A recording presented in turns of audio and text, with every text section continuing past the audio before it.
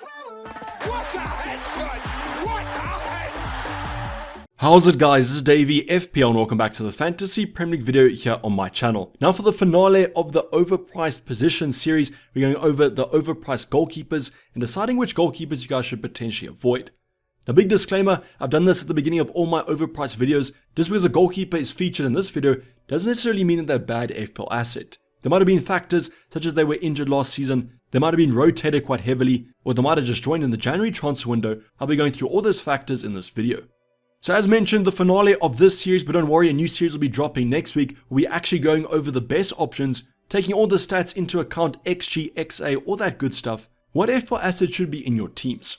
So make sure that you guys are subscribed, bell notifications are turned on because those are not to miss videos, and I think those are going to be absolute bangers. But I think this video also will be a banger, sit back, relax, and let's get straight into it. So just quickly, you guys will be probably sick of this if you watched the entire series as well as the underpriced series. I want to give you guys some insights and behind the scenes on how I actually created this video. So the player data I used was the points of last season, the prices of this season, as that's what FPL actually used to create the prices. So using old points to hopefully predict new points, let's see how that's going to work. In terms of the filters, not every goalkeeper was mentioned. I used the threshold of 60 plus points. So I wanted a goalkeeper that's probably nailed, played 30 games and 2 appearance points. But if they did play less games and had more clean sheets, they'll also be featured here. I think this number is kind of a sweet spot, managed to get most options at the end of the day, which you guys will see. And then how I decided if they're over or underpriced, I put a regression line of the average of the position. So using those 60 plus goalkeepers, I used the regression line to determine if they were over or under it, and therefore over or underpriced. So a little bit of a quick recap there, so if you guys have any questions, drop them in the comments down below or my Discord server, link in the description as well. So going on to the actual graph of the overpriced options, you guys can see on screen right now, the red line is the regression line and all the options on your screen are overpriced. On the right hand side, we're going to start off with Edison, a player that was quite polarizing last season, comes in at 5.5 million, but if you guys take last season's points, definitely not worth it. Now I won't lie to you, I've made a few drafts with Edison in my team. I just feel like you want a Man City defender, he's the most nailed at the end of the day. However, that wasn't true towards the end of last season as well. So at 5.5, an expensive price tag, but the Man City defensive stats are so good and very hard to ignore. So don't blame me if I do go for Edison, but just quote this video in the replies on the stream chat to remind me that he is overpriced. Then we have Kepa, obviously the Chelsea goalkeeper didn't play every minute last season, and therefore that's why he's considered overpriced, as I do actually like his points per 90 minutes.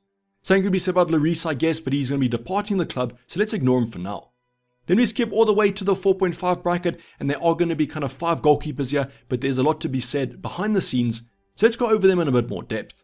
So just keep in mind, from Guaita to Steele is going to be the overpriced options, so let's see how those 4.5s compare. So on screen right now, you guys can see all the 4.5 goalkeepers, as mentioned, from Steele to Guaita are the overpriced ones. Now most of these goalkeepers actually didn't play every single minute. For example, Dean Henderson got kind of injured towards the beginning of last season, and that's why his points are so low. Then with Sanchez and with Steele, they're a very good example of kind of a rotation pair, as both of them actually got more than 60 points. So you guys know that Sanchez started the season, Steele ended the season, and if you combine both their points, they actually did better than any of the 4.5s. So just keep that in mind, but for me that's kind of a little bit of a worry because it means De Zerbi might rotate his goalkeepers every once in a while. Then in terms of Guaita, also lost his spot to someone like a Johnston, so just keep that in mind when you look at these price points. So I'm going to go back to the big kind of overview of these goalkeepers to give you some more insights into the more expensive ones. As mentioned, Edison has been playing on my mind. Now I'll be discussing this in the video next week. I think it's going to be a massive video going over, is Edison actually worth it or should you go for a 4.5? Drop in the comments down below what your answer to that question will be. I just think at the end of the day, the 4.5s are where the value is at for these goalkeepers. And to see which ones are underpriced, go check the video out that I released exactly a week ago. But let's go over the top 5 overpriced options. As mentioned, it's kind of hard to measure how overpriced an option is. In terms of the underpriced options, that's a good thing. It's the distance from them to the regression line. It's easy to kind of look at. But in terms of the overpriced options, maybe an option was injured, played just 60 points, and therefore he's going to be the most overpriced option. So what I decided to do is go over 5 options that are on the overpriced bracket, but have some talking points behind them. For example, let's go over the first 2. It's going to be Robert Sanchez and it's going to be Steele, the 2 Brighton goalkeepers as mentioned, rotated throughout the season. But when adding the 2 points of these 2 options together, they were the best 4.5s, and therefore as a unit, they were the best value for money. But it does kind of worry me a bit that De Zerbi has rotated them, and will this come in the future, as Steele might not even be the first choice. They've just signed a new goalkeeper who might actually be the first choice, so keep your guys' eyes on that throughout preseason, and that's how I've raised them in the overpriced options.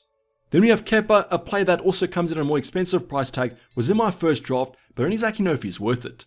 Now, will Chelsea sign a new goalkeeper? We don't know at the current moment, but it seems like Kepa might be the first choice. But I think the only reason why I might not go for Kepa, not because he's overpriced, but because he might be not worth it, and I think there might be 4.5s that outperform him. One of those 4.5s could actually be Dean Henderson, our next option from Nottingham Forest, had the best points per 90 minutes that you guys will see shortly.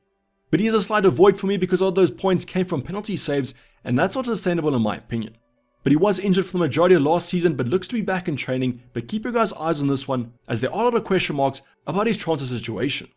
Now the final option, I have to include him here, it's going to be the absolute troll that's going to be Edison from Man City, and he's my number one most overpriced option. Now, he might not be the most overpriced option, this is the biggest talking point about him, because at 5.5, he could actually be good value for money.